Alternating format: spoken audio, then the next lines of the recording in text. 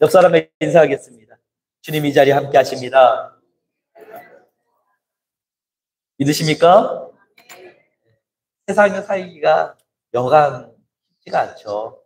하지만 주님의 임재 앞에 설 때에 우리는 그 모든 무거운 세상의 짐을 내려놓고 참된 쉼을 누리게 될 줄 믿습니다. 오늘 저는 하나님 말씀을 나눌 때 하나님의 주권적 선택이라는 제목을 가지고 하나님 말씀 나눌 건데, 그 전에 우리의 삶에 하나님 전적인 주님의 긍휼을 얻기 원합니다. 오늘 우리의 예배를 통해서 하나님의 풍성한 그 긍휼하심이 체험되어지고 삶 가운데 나타나는 은혜 있게 해달라고 이 찬양 우리 마음의 기도를 올려드리는 시간 되기 원합니다. 주님의 긍휼 함께 이 찬양을 올려드리겠습니다.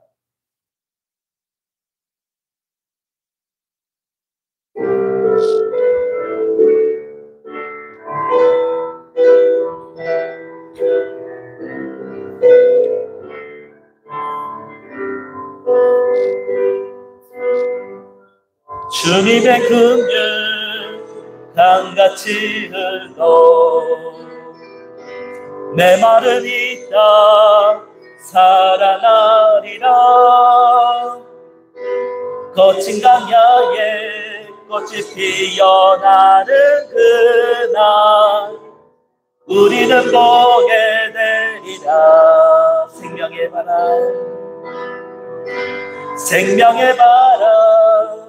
이 땅 불어와 내 마른 뼈를 살아나리라. 죽었던 영혼 주께 노래하는 그날 우리는 보게 되리라. 기뻐하라 나의 영혼아, 기뻐하라 나의 영혼아. 생명의 주 곧 오시네. 기뻐하라 나의 영혼아. 우리 주 곧 오시네. 우리 주 곧 오시네. 기뻐하라 나의 영혼아, 기뻐하라 나의 영혼아. 생명의 주 곧 오시네. 기뻐하라 나의 영혼아. 우리 주 곧 오시네. 우리 주 곧 오시네. 아멘. 믿으십니까? 우리 주 곧 오십니다. 오기 전에 어떤 일이 일어나나? 우리의 삶에 메말랐던 자리가 살아나는 역사가 있을 줄 믿습니다. 내 마른 뼈, 죽어있는 자들이 살아나는 역사가 있을 줄 믿습니다. 예수님이 올 때 모든 믿는 자들은 우리 죽었던 몸이 부활하여서 육신의 아름다운 모습으로 주님을 맞이하게 되는 역사가 있을 줄 믿습니다. 그런데 우리의 삶의 자리에서도 이와 같은 역사가 일어난다는 사실입니다. 우리의 삶이 정말 쉽지 않은 삶을 살아갑니다. 어떤 분은 이런 말을 해요. 진수성찬을 차려놔도 입맛이 없대요. 아무리 비싼 음식을 먹으러 가도 밥알이 모래알 씹는 것 같고 뭔가 하고 싶은데 즐거움이 없대요. 뭐 여행도 가봐도 즐거움이 없고요. 또한 뭐 이게 사람들이 하지 못하는 액티비티 활동을 해도 인생에 감흥이 없는 사람들이 많아요. 왜? 내가 왜 살아야 되지? 삶이 힘든데 내가 이 살아야 될 이유가 있을까라고 생각하면서 사는 많은 사람들이 있습니다. 저는 깜짝 놀랐어요. 우리나라에 잠재적 우울증을 갖고 있는 사람이 두 사람 중 한 명이래요. 와, 저는 이 얘기에 충격을 받았습니다. 그러면 거의 잠재적으로 우울증을 갖고 있는 사람이 그냥 계속 그냥 둘 중에 한 명이라는 거잖아요. 와, 이거는 충격적이다. 우리나라가 이제 선진국 반열에 올라왔다고 합니다. 3만 달러가 올라갔고 이제 4만 달러 올라간다고 하고 세계적인 뭐 기술 강국으로서 뭐 배터리부터 해서 반도체며 조선이며 전 세계가 우리나라 K-팝에 열광하며 모두가 한국을 발산한 나라라고 생각하는데 전작 우리는 너무나도 치열하게 살아가지고 갈기갈기 찢겨가지고 도태되지 않기 위해서 몸부림치면서 살다 보니까 정신병이 생기는 거예요. 마음의 정신병. 마음이 너무 힘든 거예요. 오늘은 어떻게 잘 버텼네. 내일은 어떡하지? 이번 달은 어떻게 잘 넘어갔는데 다음 달은 어떻게 살아가야 되지? 우리 하루하루가 늘 불안하고 초조하고 염려와 근심이 있는 삶을 살아갑니다. 그런 우리로 하여금 오늘 이 말씀이 얼마나 은혜가 되는지 아십니까? 저는 이 말씀을 보면서 박수를 한번 쳤습니다. 왜 쳤냐? 살구 나무가 맺혔는데 땅에 심겨진 나무가 아니라 죽었는 지팡이에서 살구 열매가 자라났다는 겁니다. 모두가 소망이 없는 생각하는 죽은 나무입니다. 사람들이 손이 타서 그 나무 막대기 지팡이에는 물기조차 없습니다.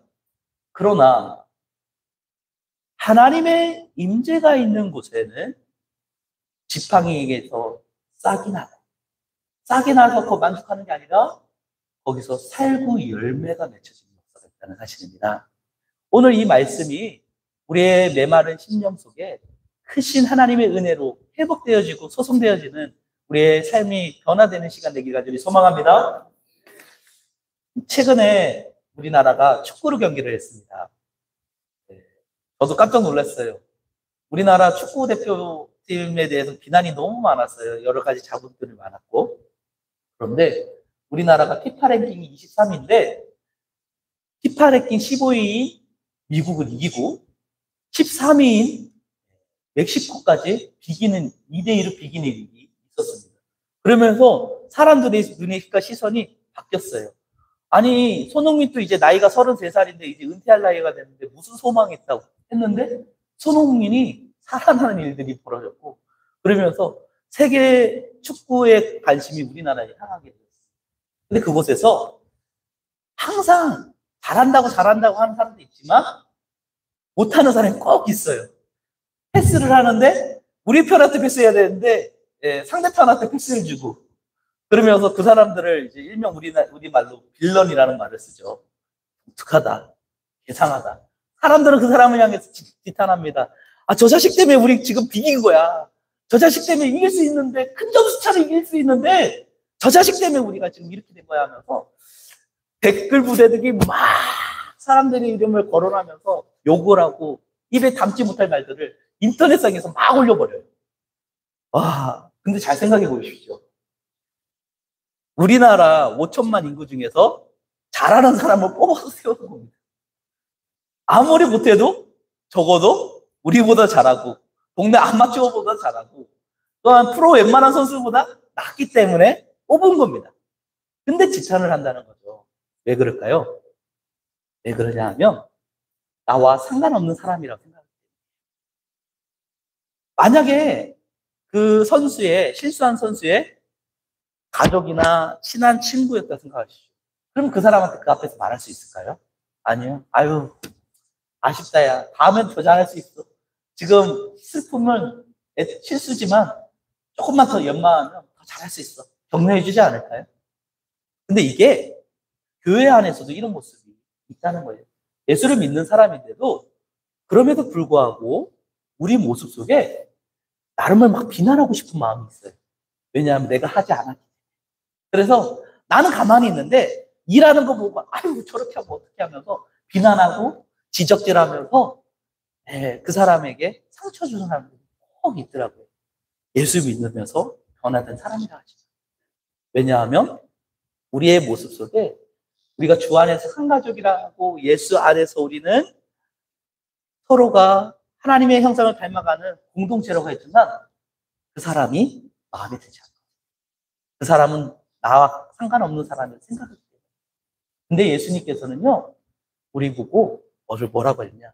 하나님을 사랑하고 이웃을 내 마음같이 사랑하라 말씀하셨어요. 하나님의 계명을 잊어버린 거죠. 바울은 교회 공동체를 너무너무 사랑했습니다. 그리고 또 교회 공동체에서 우선순위와 하등순위가 없음을 말합니다.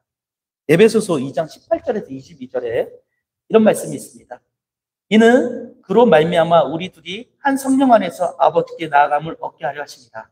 그러므로 이제부터 너희는 외인도 아니요 나고대도 아니요 오직 성도들과 동일한 시민이요 하나님의 권속이라. 너희는 사도들과 선지자들의 터 위에 세우심을 받은 자라. 그리스도 예수께서 친히 모퉁이돌이 되셨느니라. 그 안에서 건물마다 서로 연결하여 주 안에서 성전이 되어가고 너희도 성령 안에서 하나님이 거하실 처소가 되기 위하여 그리스도 예수 안에서 함께 지어져 갑니다. 아멘. 우리는 마음에 맞든 안 맞든 잘하든 못하든 우리는 주 안에서 함께 지어져 가는 성소로서의 역할을 감당하는 공동체라는 사실입니다. 그 관점을 가지고 오늘 이 민수기의 말씀을 대입해 보기 원합니다. 이 이스라엘 백성에 기가 막힌 일이 있었어요. 어떤 일이 있냐? 모세가 사람을 편애하는 것 같은 거예요. 어떻게 편애하냐? 아니 자꾸 아론만 띄워주고 아론을 대제사장으로 세우고 또한 자기 입맛에 맞는 사람만 세운다고 생각하니까 기분이 나빠진 거예요. 그래서 오늘 17장을 읽었는데 16장에 보면 고라당의 이야기가 나옵니다. 이 고라당이들이 화가 난 거예요. 일단 이 16장 1절에서 3절에 보면 이 고라당의 이제 일들이 나오는데 한번 먼저 보고 이 17장을 이해하면 좀 더 쉽기 때문에 한번 보겠습니다. 16장 1절부터 3절 말씀입니다. 레위 증손 고아 자손의 이스라엘 아들 고라와 루벤 자손 엘리압의 아들 다단과 아비람과 레벳의 아들 온이 당을 짓고 이스라엘 자손의 총회에 택함을 받은 자 곧 회중에서 이름이 있는 지휘관 250명과 함께 일어나서 모세를 거스르니라. 그들이 모여서 모세와 아론을 거슬러 그들에게 이르되 너희가 분수하게 지나도다. 회중이 다 각각 거룩하여 여호와께서도 그들 중에 계시거늘 어찌하여 여호와의 총회 위에 수로 높이려 하느냐. 아멘. 어떤 일이 있었냐 하면 두 가지 일이 있었어요. 두 가지를 보게 될 텐데 먼저는 고라라는 사람이 나옵니다. 근데 이 고라는 모세의 사촌지간이에요. 다시 말해서 아론과도 사촌지간이에요. 다 같은 사촌이에요. 친척이에요. 그런데 아론만 자꾸 세워지니까 고라가 기분이 나쁜 거예요. 아니 같은 사촌인데 왜 나는 안 써줘? 그래서 당을 짓기 시작했어요. 뿐만 아니에요. 그 다음에 르우벤 자손이 나오는데 12지파 중에서 장자가 누굽니까? 르우벤이에요. 그러면 장자 상속의 전통을 가지고 있는 이스라엘 속에서 당연히 중심이 돼야 될 족속은 어디입니까? 르우벤 지파예요. 근데 넷째인 유다 지파를 자꾸 세우는 거예요. 그러니까 화가 나기 시작했어요. 그래서 고라당과 르우벤 지파가 이제 모세를 향해서 스트라이크를 합니다. 왜 우리를 안 써줍니까? 화가 나기 시작했어요. 그랬는데 하나님의 진노의 불이 내려서 모두 하나님께서 심판해 버리셨어요. 내가 세운 모세를 왜 이렇게 너희가 비난하냐. 그 관점에서 오늘 이제 그 사건이 마무리되어지고 17장의 내용이 이어집니다. 이 17장에서 저는 이제 두 가지 메시지를 전하고자 합니다. 먼저 첫 번째 메시지입니다. 하나님의 전능하신 손 안에서 겸손해야 합니다. 오늘 말씀에 보면 2절부터 4절을 제가 먼저 봉독하겠습니다. 너는 이스라엘 자손에게 말하여 그들 중에 각 조상의 가문을 따라 지팡이를 하나씩 취하되 곧 그들의 조상 가운데로 그 모든 지휘관에게서 지팡이 12를 취하고 그 사람들의 이름을 각각 그 지팡이에 쓰되 레위 지팡이에는 아론의 이름을 쓰라.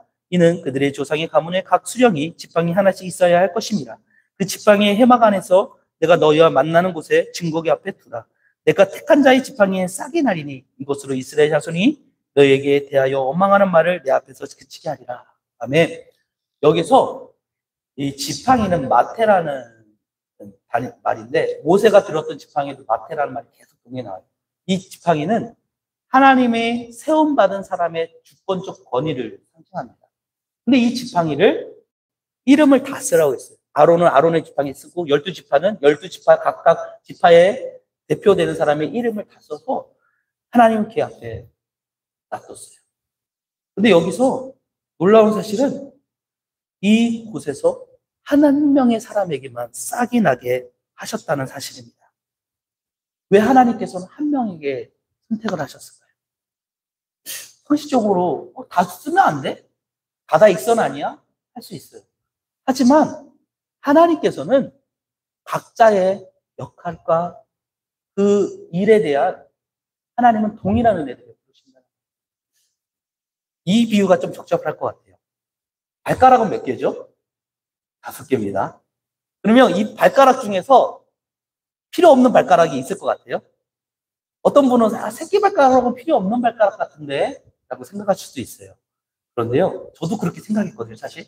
뭐 힘이 받쳐주지도 않는 이 새끼 발가락은 뭐가 중요하지? 전 진짜 그렇게 생각했어요. 근데 알고 보니까 이 새끼 발가락이 정말 보잘것없고 힘을 안 받는 발가락인 것 같고 어른지 발가락이 제일 중요한 것 같은데 균형 감각을 잡아주는 발가락이랍니다.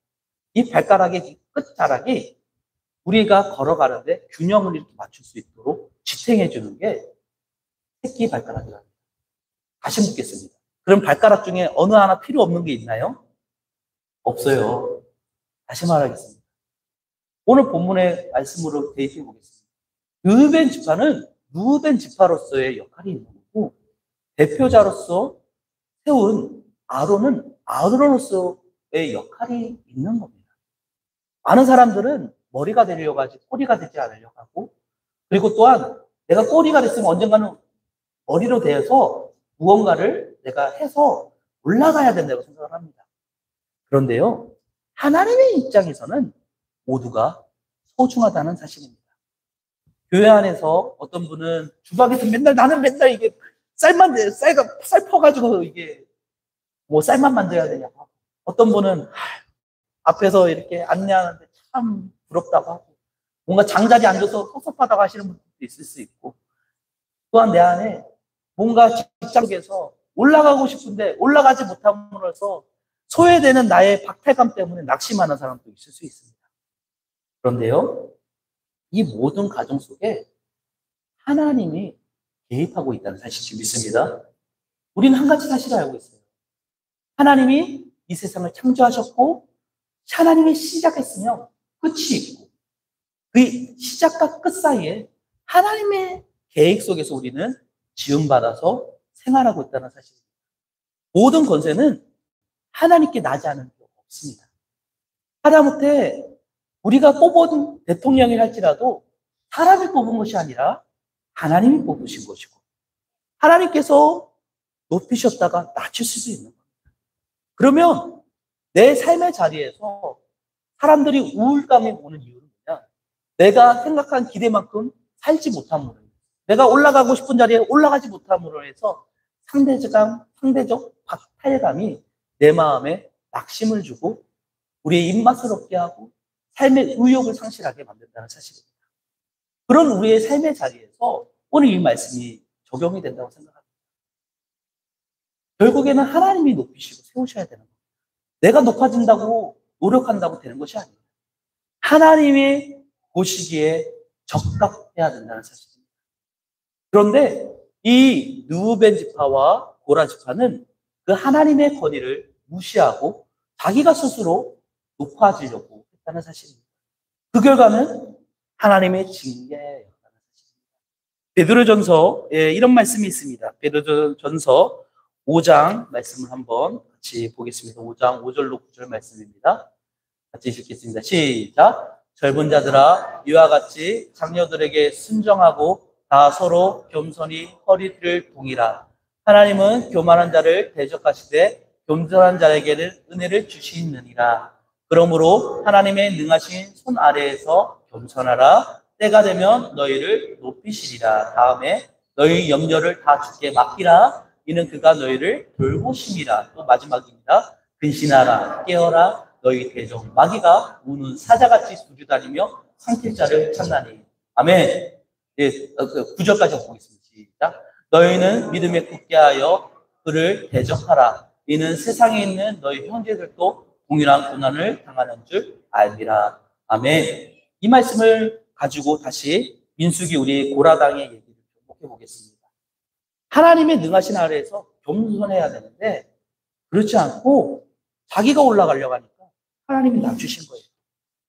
오늘 우리 삶 속에서도 직장 생활 속에서 내가 올라가려고 몸부림치면서 자꾸 내가 뭔가를 해보려고 하는 사람들이 있습니다.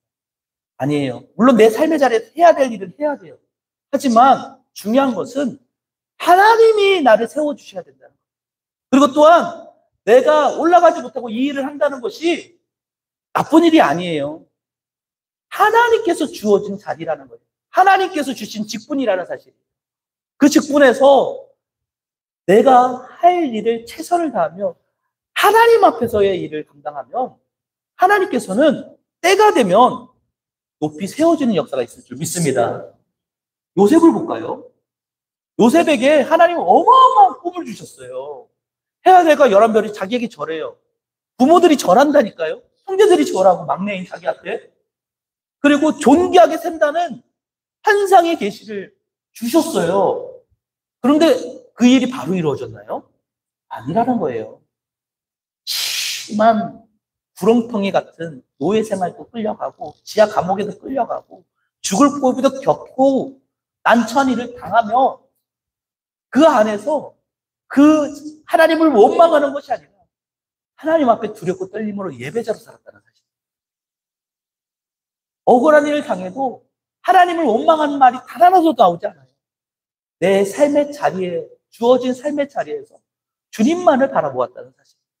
많은 그리스도인들이 나의 꿈과 이상과 괴리된 현실을 보고 낙심하고 바발이 아니라 모래알을 씹는 것 같고 삶을 모래도 즐겁지 않고 유쾌하지 않은 삶을 살아갑니다. 그 이유는 한 가지. 하나님의 권위와 주권 아래 순종하지 않기 때문에. 우리 하나님은 주님의 권위 아래 살아내기를 원하십니다. 우리 주님은 완벽하신 하나님입니다. 믿으십니까? 우리 하나님은 날마다 좋은 것을 베풀어 주시는 하나님 줄 믿습니다.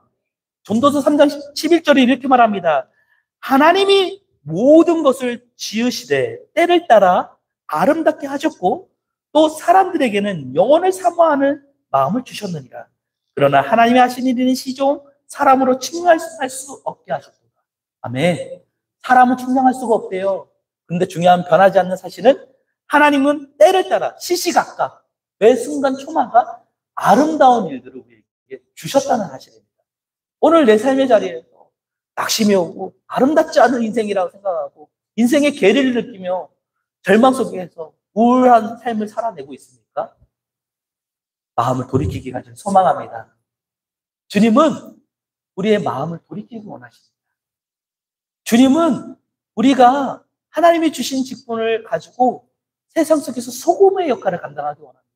부패한 곳을 정화시키고 또한 어두운 곳에 나의 삶을 통하여 밝은 빛을 비춰주기 원합니다. 교회는요, 이런 일들을 감당해야 돼요. 근데 교회 안에서 서로를 시기하고 질투하고 미워하는 마음이 있으면 어떻게 하나님의 빛과 소금의 역할을 감당할 수 있습니까? 우리는 주님의 기쁨이 되어야 될 줄 믿습니다. 그러므로 우리의 안에 내가 아직까지 주님의 권위 아래 순종하지 못하고 굴복하지 못하는 내 모습이 있다면 주님 앞에 우리의 모습을 회개하고 주님께 돌아가길 간절히 소망합니다. 그때에 하나님은 놀라운 회복의 역사를 허락하여 주십니다. 우리 말씀 8절 말씀 한번 같이 봉독하겠습니다. 시작. 이튿날 모세가 증거의 장막에 들어가 본즉 내 집을 위하여 낸 아론의 지팡이에 우미 트고 순이 나고 꽃이 피어나서 살일구 열매가 일었더라. 아멘.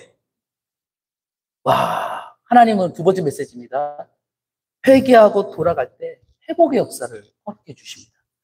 상식적으로 마른 지팡이에서 싹이 나는 것도 있을 수 없는 일인데 근데 그 싹이 나고 우미 나고 꽃이 피어서 살구 열매가 맺혀지는데 그게 단 하루 만에 이루어졌다는 사실. 보통 싹이 나고 우미 나고 열매를 맺으려면 3, 4개월은 걸리지 않을까요? 그런데 이 일이 단 하루 만에 이루어졌다는 겁니다. 오늘 우리의 삶 속에 정말 내 삶이 회복이 되지 않고 뭔가 마른 지팡이 같이 고통스러운 하루하루라고 생각합니다. 주님께 철저하게 돌아가서 주님의 건의 아래 살기로 결단하는 순간부터 우리 하나님은 계획하셨어요. 회복을 계획하셨어요. 주님께 돌아가기만 하면 회복의 역사가 있을 줄 믿습니다. 이 얘기는 곧 예수 그리스도를 예표합니다. 죽은 나무는 예수님이 죽었음을 상징하고요. 근데 꽃이 피고 살구 열매가 맺었다는 것은 사흘 만에 부활하셔서 하나님의 아들이심을 증명하며 모든 사람을 구원하는 구원의 열매의 시작점이 되었다고 말해주는 것이 오늘 말씀의 내용입니다.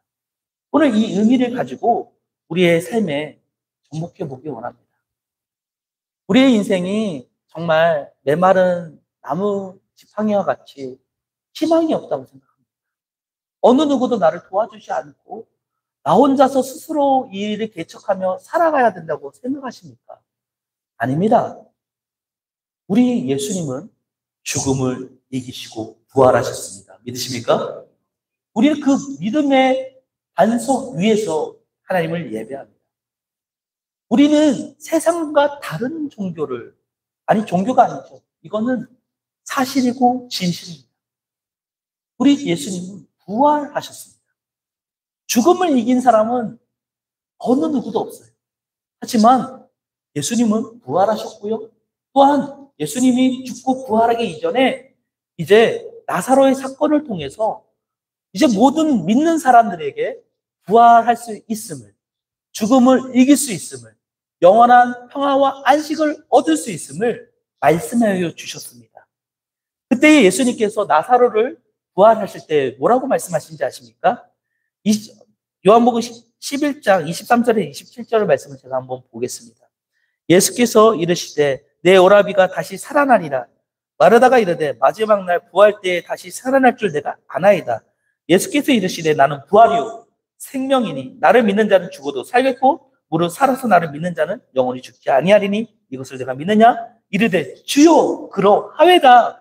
주는 그리스도시요 세상에 오시는 하나님의 아들이신 줄 내가 믿나이다.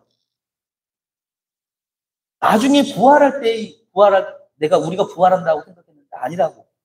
부활이요 생명이요 나를 믿나는 죽어도 살겠다라고 말하는 그 말에 마르다는 반응합니다. 주여 그러하에다. 주는 그리스도시요 세상에 오신 하나님의 아들이신 줄 내가 믿나이다. 그 즉시 나사로야 나오너라 하는 순간 그 무덤 문 가운데 몸을 동해면 나사로가 나와서 모든 사람을 놀래 자빠지게 하는 역사가 있었습니다. 오늘 이 사건이 2000여 년 전에 과거의 사건인 줄 아십니까? 아닙니다. 예수 그리스도를 주로 시인하는 모든 믿는 자에게 이와 같은 역사가 일어날 줄 믿습니다. 그러므로 우리는 믿음으로 바라봐야 됩니다. 세상은 믿음으로 바라봐야지 현실의 눈으로 바라봐서는 답이 없습니다. 현실에는 낙심밖에 없어요. 왜냐하면 마귀 어둠의 권세자들이, 마귀 세력이, 사단들이 이 세상을 지배하면서 눈에 보이는 현실로 해서 우리에게 실패와 절망을 주기 때문에 우리의 마음을 돌이키기 간절히 소망합니다. 낙심의 자리에서 믿음으로 기도하며 선포하며 내 말은 나의 삶에 하나님 은혜 베풀어 달라고 기도하기를 간절히 소망합니다. 그럼 믿음대로 주님이 역사하여 주십니다. 저는 요즘 저녁 기도회마다 매달마다 정말 기적의 역사를 경험합니다. 정말 여기서 말할 수는 없지만 아실 분은 다 알겠지만 정말 기도하는 자의 기도를 하나님 역사하심을 우리는 경험합니다.